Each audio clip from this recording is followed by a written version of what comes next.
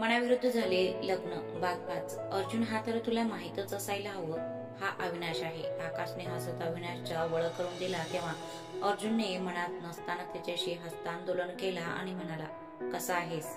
मी ठीक आहे. तू कसा आहेस? अविनाश म्हणाला. अर्जुन कोठे हसत म्हणाला, मी पण ठीक आहे. अरे अविनाश, त्याला सोड आणि इकडे ये. ही वाणी वहिनी, फक्त त्यांची काळजी घ्यायची आहे तुला. आकाश अविनाशची वाणीशी ओळख करून देताना म्हणाला. अविनाश हसला आणि वाणीशी बोलू लागला आणि हे पाहून अर्जुनला खूप हे वाटू लागला.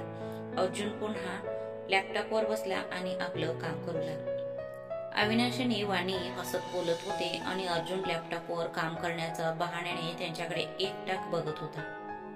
तो खूप ईर्ष्यावान होता हे त्याला डोळ्यातून स्पष्ट दिसत होता. वाणी सुद्धा गुपचूप त्या अर्जुनकडे बघत होती आणि तो जळताना पाहून मनातल्या मनात आनंद वाटत होता तिला. ती बघ कशी हसते, त्याच्याशी कशी बोलते, माझ्यासोबत बोलताना देखील रडते. एक मिनिट, पण मला घेऊ का वाटतोय? मला कुणाशी बोलून काय करायचं? पण ही बायको माझी आहे ना, मग ती मी ठरवू की? मी तिला माझी पत्नी मानत नाही. ही माझी जबाबदारी आहे. अर्जुन अजूनही त्याचं भावना मोजत होता तेव्हा त्याची नजर पुन्हा वाणीवर पडली. ती त्रिशाचं कानात काहीतरी कुजबुजत होती. अविनाश, वाणीला वॉशरूम वापरायचे आहे. कृपया तिला व्हीलचेअरवर बसवशील का? त्रिशा सांगताना अविनाशने एकदा अर्जुनकडे पाहिलं तर अर्जुन त्याच्याकडे रागाने बघत होता. अर्जुनला रागात पाहून अविनाश मनात विचार करू लागला, हा आकाश मला मरायला लावतो की काय? अर्जुन तर मला मारूनच टाकेल. अरे देवा, मला वाचव. मी अर्जुनच्या बायकोला कसा हात लावू? पण मी एक नर्स आहे. माझे काम रुग्णांना मदत करणे आहे आणि ह्यावेळी वहिनी माझ्यासाठी फक्त पेशंट आहे. का नाही, शेवटी मी इथे आलोय त्यांची काळजी घ्यायला.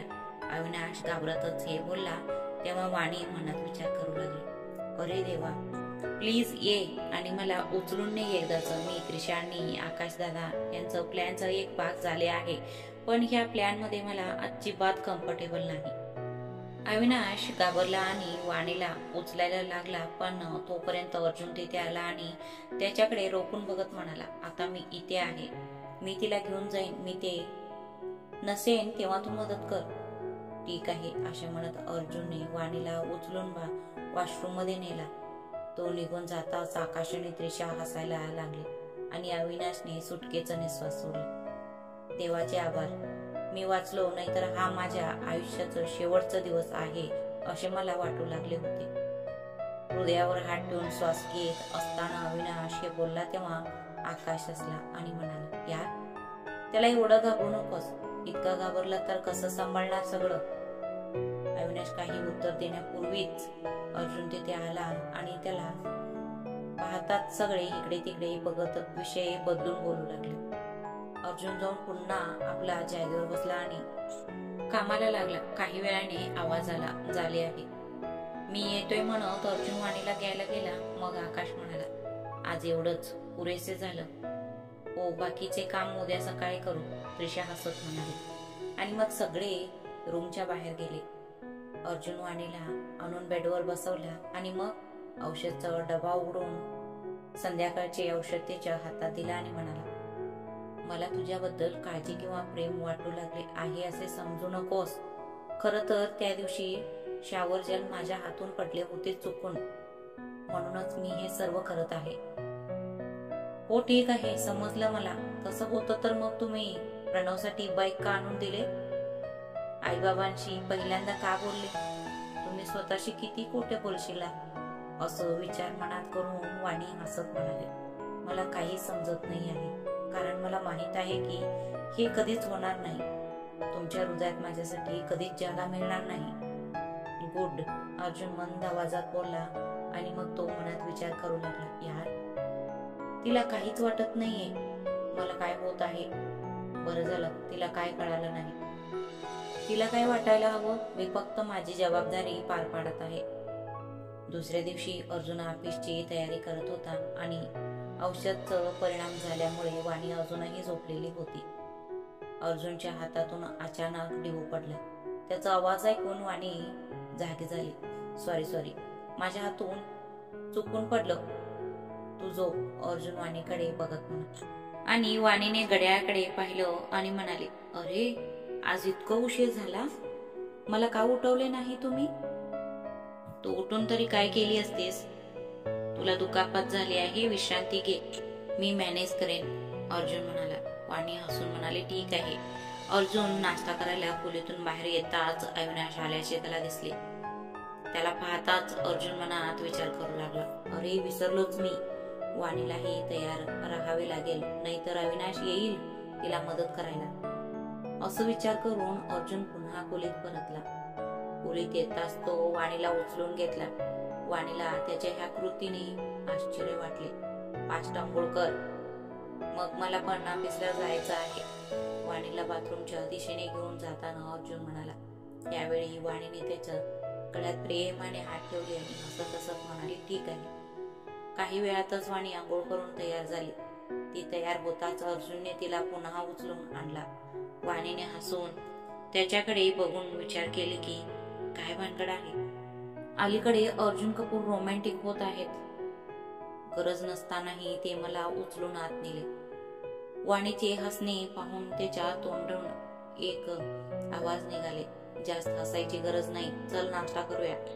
अर्जुन वाणीला उचलून घेऊन डायनिंग टेबल जवळ आला आणि त्याला पाहून सगळे गुपचूप हसू लागले. अर्जुन वाणीला खुर्चीवर बसवला आणि नाश्ता करायला सुरुवात केला. मग आकाश म्हणाला, मी आज ऑफिस मधून सुट्टी घ्यायचा विचार करतोय. का? अर्जुन भुवया उंचावला. यार, ऑफिसचं या प्रकरणामुळे मी माझ्या घरच्यांना वेळ देऊ शकत नसल्याने आज त्रिशाला आणि अनोखीला कुठेतरी घेऊन जाण्याचा विचार करतोय. आयडिया चांगली आहे बाळा, पण तू उद्या जाऊ शकतोस, कारण आज मला आणि तुझ्या आंटीला एका चॅरिटी शोला जायचे आहे.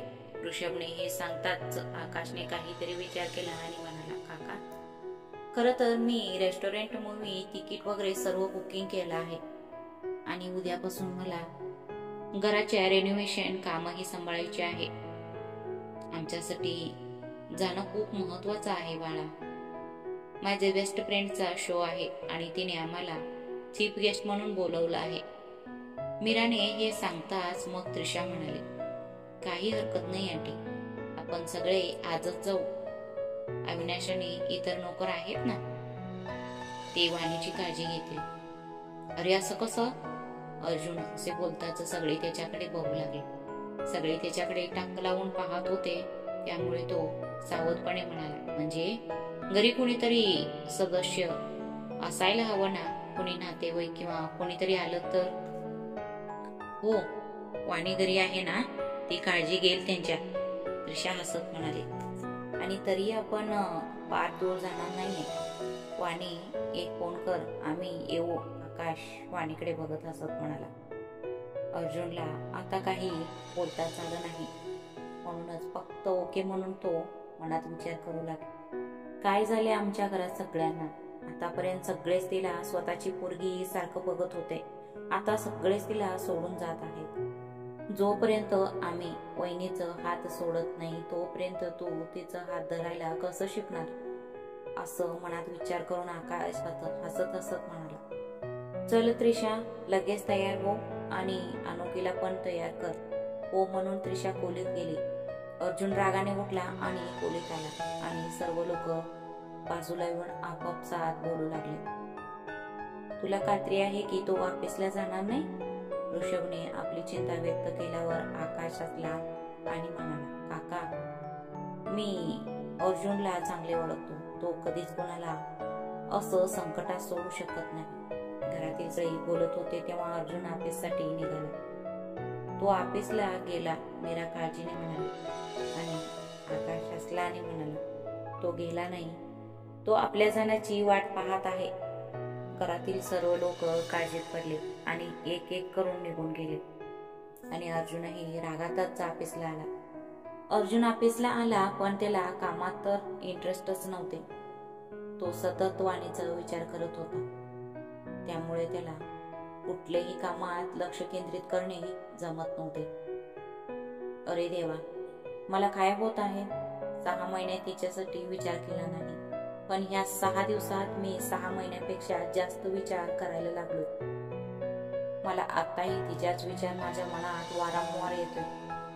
काय करू मी एक काम करतो, एक कॉल करतो, काहीतरी प्रॉब्लेम असेल तर सांगेल ती मला. नाही, मी काहीतरी निमित्त करून घरीच जातो. अर्जुन घरी परत येताच त्याला दिसले की वाणी घाणेरडे चेहरा म्हणजे वाकडं करून हॉलमध्ये बसली होती आणि अविनाश फोनवर कोणाशी तरी बोलत होता. अर्जुनला बघताच वाणीचे डोळे चमकले आणि अविनाशही फोन ठेवत म्हणाला, अरे ऑफिस मधून लवकर आलास का? नाही येऊ शकत? त्याच्याकडे एकटाक बघत अर्जुन विचारला. अरे नाही, असं म्हणायचं नव्हतं मला. मी पहिले विसरलो, ती घ्यायला आलोय. अर्जुन तोंड वाकडा करून म्हणाला आणि अविनाश काही बोलायचं आधीच वाणी बोलली. तुम्ही आलात हे बरं झालं. प्लीज मला रूमवर घेऊन जा. मी तुझा नोकर आहे का? अर्जुनने बोया उंचावत म्हणाल्यावर वाणी उदास स्वरात म्हणाली, नाही राहू दे, सोडा. मी तुला घेऊन जाऊ का? अविनाश शांतपणे तिथून निघून आला. तो निघताच अर्जुन वाणीला उचलून घेतला आणि बोलीत आला, मला वॉशरूमला जायचे आहे. वाणी हळू आवाजात म्हणाली. खरं तर वाणी रडत होती. अर्जुन तिला काही न बोलता वॉशरूम मध्ये सोडून आला. मग काही वेळाने तिला परत आणून बेडवर बसवला आणि म्हणाला, तुला वॉशरूमला जायचे होते तर अविनाशला का सांगितले नाहीस? मला त्याच्यासोबत कम्फर्टेबल वाटले नाही. वाणी डोळे काली करत म्हणाले, बर मग त्या दिवशी बाबांना का नको म्हणून सांगितले नाही? अर्जुन रागाने असे म्हणताच वाणी त्याच्याकडे आश्चर्याने पाहू लागली. म्हणजे जर तुला कम्फर्टेबल वाटत नाही तर तू बाबांना लगेच सांगायला हवं होतं ना. दुसरं काही मार्ग शोधले असते ना. आपलं सगळं काम सोडून इथे बसला आहे तो. अर्जुन स्पष्टीकरण दिल्यावर वाणी निरागसपणे म्हणाली, पण त्याशिवाय दुसरा मार्ग नव्हता ना. हो का? मग कशाला विचार करत आहेस? त्याची मदत घे ना. मी ऑफिसला जातोय आणि त्याला इथे पाठवतो. अर्जुन चिडून बोलला. तेव्हा वाणी उदास झाली. तिचा कोमजलेला चेहरा पाहून अर्जुन थांबला. असं चेहरा करण्याची गरज नाही.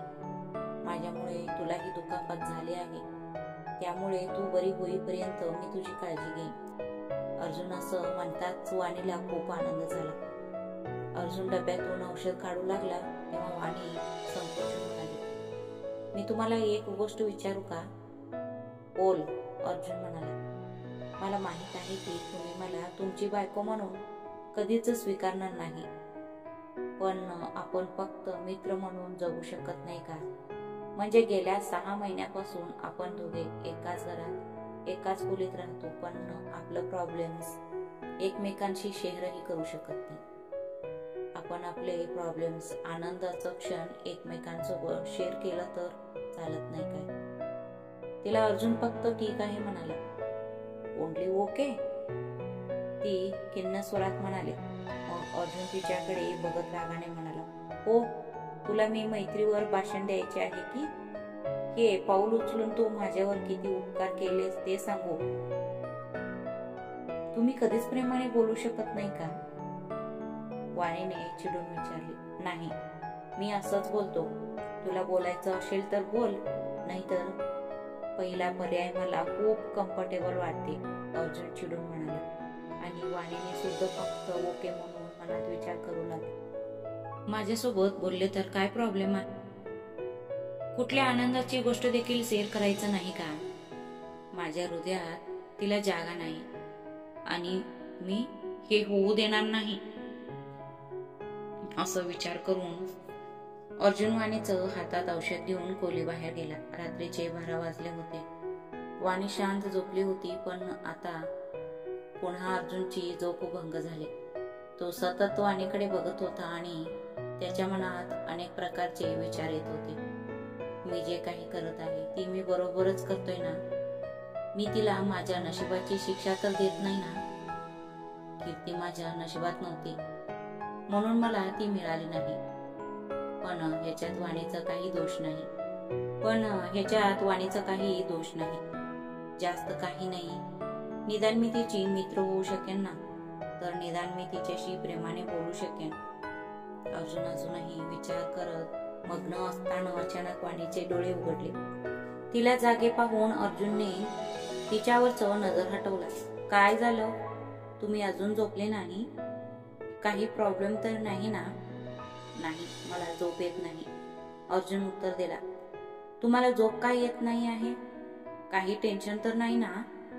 मला सांगा, असं काही असेल तर, वाणीने आपुलकीने विचारल्यावर तेव्हा अर्जुन इकडे तिकडे पाहत म्हणाला, नाही, काही टेन्शन नाही.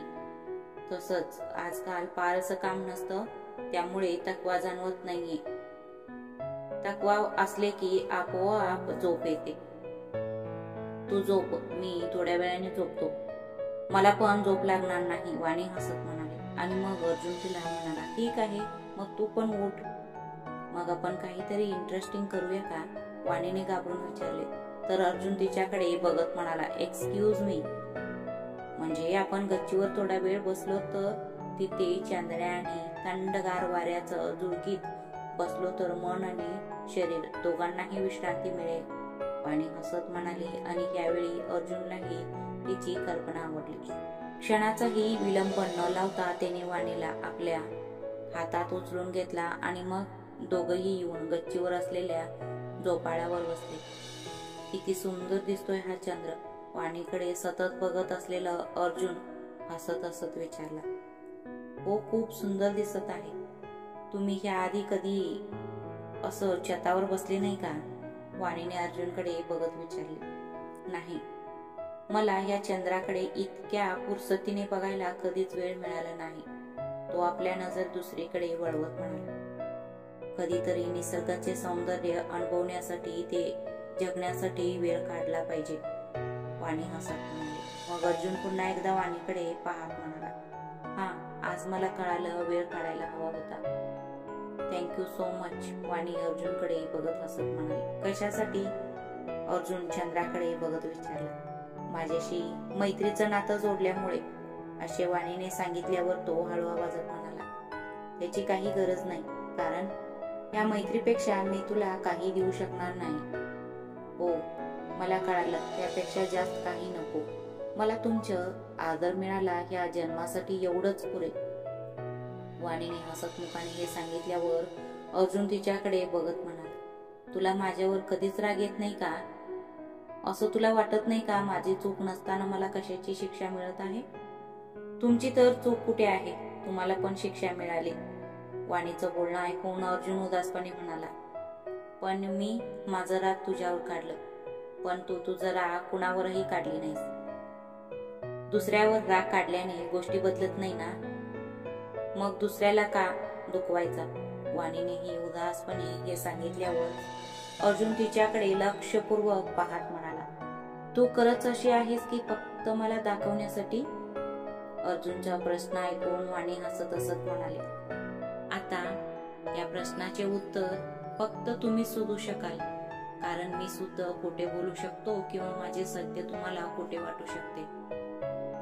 मस्तच बोलतेस, अर्जुन हसत म्हणाला. चला, तुम्हाला काहीतरी आवडलं, असं मनातच विचार करत वाणी हसली. ती का हसली अर्जुनला पण कळालं नाही. तुम्ही पण हसता का?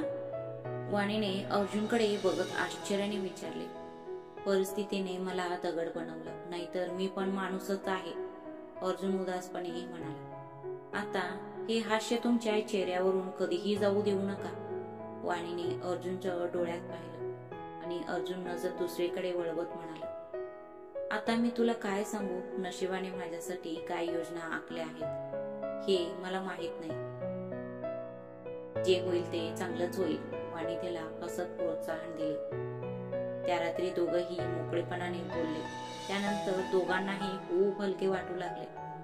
बोलत असताना दोघंही एकमेकांच्या खांद्यावर डोकं ठेवून केव्हा झोपी गेले ते दोघांनाही कळलंच नाही. सकाळची पहिली किरण अर्जुनच्या चेहऱ्यावर पडली तेव्हा त्याने वाणीचं खांद्यावर डोके ठेवल्याचे पाहिले आणि वाणीनेही त्याला आपल्या मिठीत घेतली होती. पहिल्यांदा तो काही वेळ वाणीकडे बघतच राहिला. मग अचानक तो वाणीचं बंदिवासातून मुक्त होऊन उभा राहिला. त्याचं उठल्यामुळे वाणीचेही डोळे उघडले आणि ती डोळे चोळत म्हणाले, अरे, आम्ही इथं झोपलो होतो का? हा, इथे कोणी येण्याआधी आपण आत खाली जाऊया, असे म्हणत तो वाणीला उचलून खोलीत नेला. काही वेळाने दोघंही तयार होऊन नाश्त्याच्या टेबलावर आले आणि शांतपणे नाश्ता करू लागले. आज अर्जुनला खूप हलकं वाटत होता आणि वाणीच्या चेहऱ्यावरही एक नवीन आनंद दिसत होता. दोघांच्या बोलण्यातून दिसून आले की आता त्यांच्यात पूर्वी इतके अंतर राहिलेले नाही. आता घरातले सगळे खुश होते. हळूहळू का होईना अर्जुन मधलं अनेक गोष्टी बदलत होत्या. वाणीला पूर्ण बरे होईपर्यंत तो ऑफिसला सुट्टीही घातला होता.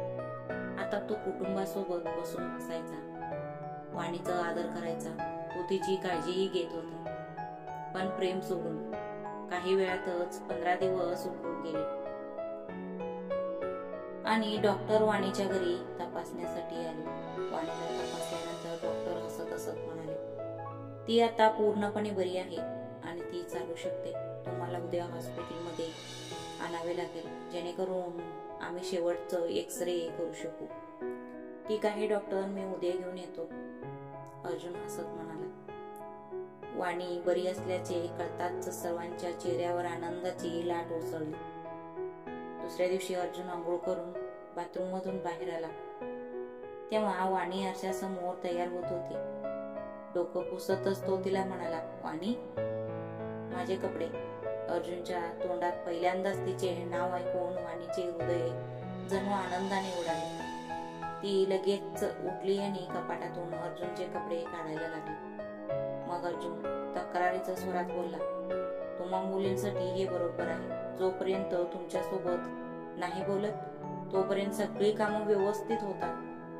जरा का होईना तुम्हाला भाव द्यायला लागले की सगळे कामं ऑटोमॅटिकली थांबतात. अहो नाही, मला वाटलं. आधी तयार होऊन मग, वाणी घाबरून म्हणाले. आणि अर्जुन हसला आणि म्हणाला, मी गंमत करतोय. मला भीती वाटत होती. वाणी एक दीर्घ श्वास घेत म्हणाली, काय करू, माझ्यातील कटुता हळूहळू निघून जाईल ना. तशी तू खूपच छान दिसत आहेस, अर्जुन हसत म्हणाला. पण मला वाटतं की तुमच्यातील कटुता गेली आहे, नाहीतर आतापर्यंत मी इथं थांबले नसते, वाणी म्हणाली. ठीक आहे, आता जे काही राहिलं आहे ते लवकर कर, नाही तर पुन्हा काहीतरी बोलले की वाईट वाटेल, अर्जुन हसत म्हणाला. वाणी ओके म्हणाली आणि आरशासमोर येऊन सिंदूर लावू लागली. अर्जुन तिथे का थांबला ते कळालं नाही आणि तिच्याकडे पाहतच राहिला. आजच्या आधी इतकं निवांत कधीच वाटलं नव्हतं. काय जादू केली माहित नाही. इतके दिवस ओझ्याखाली दबलेला तो आता पुन्हा एकदा मुक्त पक्षासारखं उडायला तयार आहे. आता मला वाटायला लागले की तिच्यावर राग करायला नकोच होतं. निदान इतके दिवस तरी मला हे ओझे वाहावे लागले नव्हते. अर्जुनाशी हरवलेलं पाहून वाणीने आरशातून त्याच्याकडे पाहिले आणि म्हणाले, काय झाले, कुठे हरवलात तुम्ही? काही नाही, मी पण तयार होतो, नाहीतर उशीर होईल, अर्जुन आपल्या विचारातून बाहेर येत म्हणाला आणि मग पटकन तयार होऊ लागला. काही वेळात दोघंही दवाखान्यात पोहोचले आणि एक्सरे करून झाल्यावर लॅबीत बसून एक्सरे रिपोर्टची वाट पाहू लागले. दोघे वाट पाहत होते कधी रिपोर्ट येईल. एक मुलगा धावत तिथे आला. तो खूप घाबरला आणि लॅबीत बसलेल्या सर्व लोकांकडे जाऊन काहीतरी विचारू लागला. अर्जुन आणि वाणी काही समजण्याआधीच तो त्या दोघांच्या जवळ आला. कृपया मला मदत करा, माझ्या पत्नीचं अपघात झाला आहे आणि ती आयसीयू मध्ये आहे. तिला O निगेटिव्ह रक्ताची गरज आहे. मी सर्वत्र शोध घेतला आहे, हॉस्पिटलनेही नकार दिला आहे. कृपया तुमचं किंवा तुमच्यापैकी कोणी नातेवाईक असेल तर. त्या मुलगा डोळ्यात पाणी आणत सगळ्यांना विचारत होता. वाणी त्याला म्हणाली, काळजी करू नकोस, माझे रक्त O निगेटिव्ह आहे, मी तुझ्यासोबत येईन. थँक्यू सो मच, खूप आभार. तुम्ही मला किती मोठा उपकार केलात हे तुम्हाला माहित नाही. मी आयुष्यभर विसरणार नाही. तो मुलगा वाणीला हात जोडताना म्हणाला आणि वाणीने त्याचा हात धरली आणि म्हणाले, थँक्यू, नंतर मला आधी मदत करू दे. हो, तुम्ही माझ्या बरोबर या, असे त्या मुलाने म्हटल्यावर अर्जुन आणि वाणी दोघेही त्या मुलाबरोबर आयसीयूकडे धावले. अर्जुन बाहेर थांबला आणि वाणी मुलासोबत आत आली. त्या मुलीला खूप दुखापत झाली होती. तिला खूप रक्तस्रावही झाला होता. डॉक्टर तिला टाके घालत होते. मिस्टर डिसोजा, जर रक्त सापडलं नाही तर आम्ही तिला वाचवू शकणार नाही. डॉक्टरांनी घाईघाईत हे सांगितल्यावर आल्विन मुलगा घाबरून म्हणाला, असं बोलू नका डॉक्टर, तिला काही झाले तर मीही जाऊ शकणार नाही. मुलगा भावूक झालेला पाहून वाणी लगेच म्हणाले, डॉक्टर, मी ओ निगेटिव्ह आहे. तुम्ही माझे रक्त द्या, पण त्याचा बायकोचा जीव वाचवा. थँक गॉड, तू चल माझ्या बरोबर, डॉक्टरांनी आनंदाने सांगितले आणि मग वाणीला दुसऱ्या बेडवर झोपवले आणि आल्विनला बाहेर पाठवले. काही चाचण्या केल्यानंतर वाणीचे रक्त मुलीला चढवले जाऊ लागले. वाणीला एका अनोळखी व्यक्तीबद्दल खूप काळजी वाटू लागली आहे हे पाहून बाहेर उभा असलेलं अर्जुन मनात विचार करू लागले की फक्त पत्नीच नाही तर एक चांगली व्यक्ती देखील आहे. तिला माहित नसलेल्या व्यक्तीसाठी ती खूप काळजीत आहे. आजकाल लोक स्वतःच्या कामात व्यस्त असतात. आता कोण कुणाचे पाहत नाही, पण वाणी ती इतरांसाठी किती करते.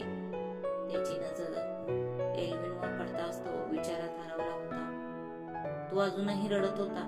त्याला रडताना पाहून सर्वांनी त्याच्या खांद्यावर हात ठेवून त्याला प्रोत्साहन दिले. काळजी करू नकोस, तुझी बायको ठीक होईल. रक्तदान केल्यावर वाणी संकोचून नर्सला म्हणाली, सिस्टर, मी तिला एकदा भेटू का? हो, का नाही?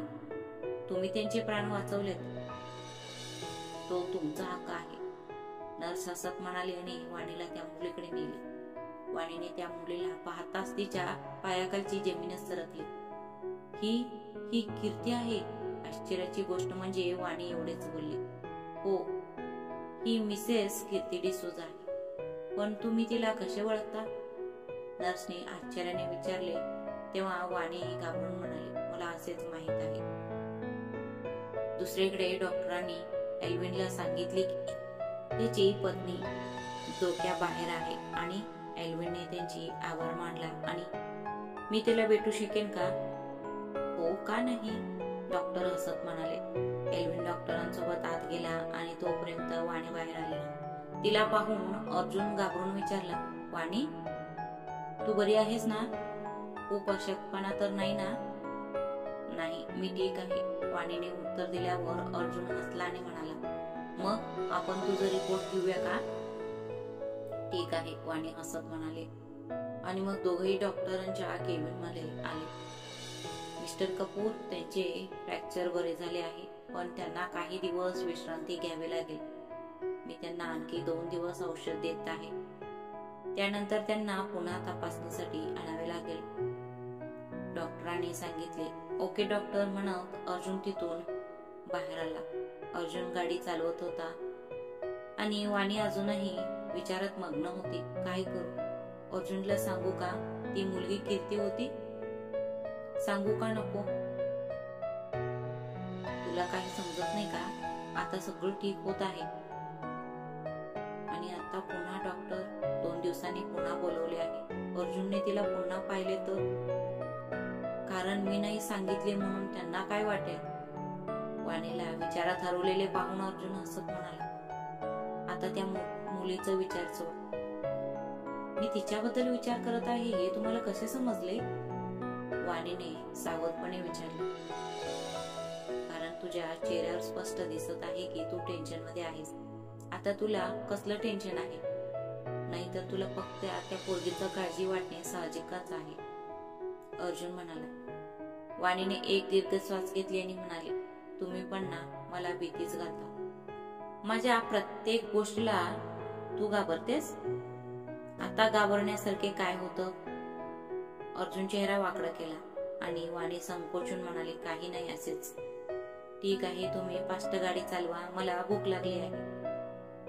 मी स्पीड मध्येच गाडी चालवत आहे आणि तुला काय वाटते की माझंही त्या मुलीसारखं अपघात व्हावं? अर्जुन आपले म्हणणे पूर्ण करण्याआधीच वाणी घाबरली आणि तिने त्याच्या तोंडावर हात ठेवले. दोघांनी एकमेकांकडे पाहिले. मग अर्जुन नजर हटवला आणि वाणी गप्प बसली. अर्जुन आणि वाणी नुकतेच घरी पोहोचले होते तेव्हा त्यांचा ऑफिसमधून फोन आला. अर्जुनची खूप तातडीची मीटिंग होती म्हणून तो ऑफिसला निघायला लागला. पण वाणीने त्याला थांबवले आणि म्हणाली, मला तुमच्यासोबत खूप महत्वाचं बोलायचं आहे. मी परत आल्यावर तुझ्याशी बोलेन. वाणी, आता जाणं माझ्यासाठी खूप गरजेचं आहे. असे बोलून अर्जुन पटकन घराबाहेर पडला आणि वाणी उदास होऊन बसली. तितक्यात त्रिशा तिथे आली आणि वाणीला खूप उदास पाहून आश्चर्याने म्हणाले, काय झालं? आता उदास का आहेस? आता सगळं ठीक आहे ना?